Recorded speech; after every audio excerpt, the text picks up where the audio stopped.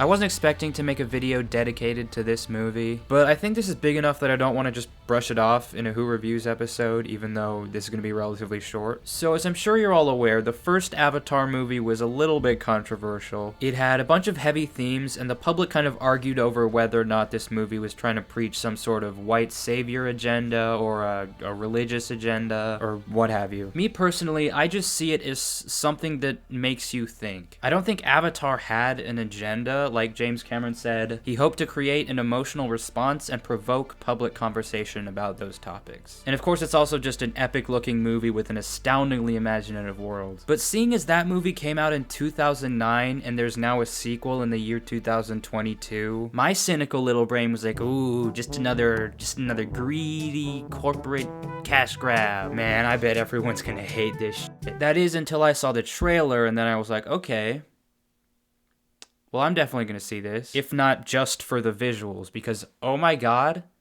the visuals? Let's talk about that first. There were times when the clusterfuck of CGI just made the movie look like a cutscene from a PlayStation game, but for the most part, I love the way this movie looks. The water aesthetic is so cool. There's a perfect balance here between resembling Earth and still showing you something new at every turn. They just ease us into everything so well, and Neytiri is still hot. I mentioned in my Strange World discussion with Awesome May that movie gave me Avatar vibes, and I think this is a good opportunity for comparison because there are several key differences in the way that Strange World and Avatar develop their worlds. The first being that in Strange World, the world was basically just a plot device at all times. Avatar is able to hone in on very specific details much better, probably because they have more time, way more time. And also, having natives in the world versus having the characters discover the world as they go along is much better for immersion, at least for me. So even though it felt like almost a third of the 3-hour runtime was just like a nature documentary or something, I'm here for it all day. I want to fucking live here, minus the constant wars. But then we get to the story, the part of the movie that I didn't expect to like as much as I did. I mean, I'll get this out of the way. The villain is like a little bit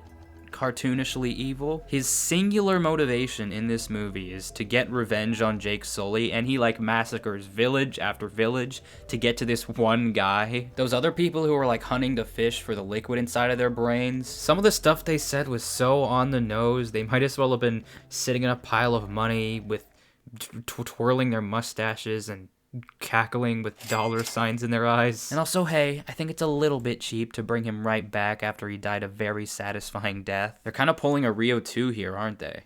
Wait a minute, I just realized that Rio 2 is also about a guy who grew up with humans trying to fit in with a native tribe of blue people, while the villain from last time returns with the sole desire of hunting down and killing the guy who defeated him. And also Jermaine Clement is in both of them. Now I'm even more mad about Rio 2. Could it have been this good?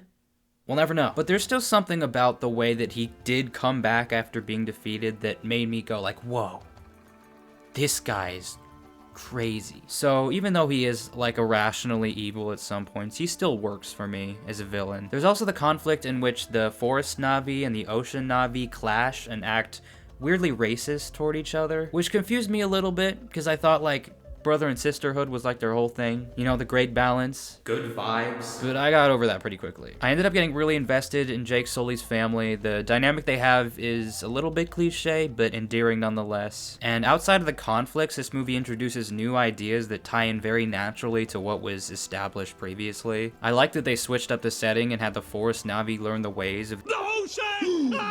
I like that they introduced a human kids who kind of lived with the Na'vi kids. I like that they explored the relationship with creatures a lot more in this movie. I liked it a whole. But now it's time for the $1 million question. Is this movie still problematic? I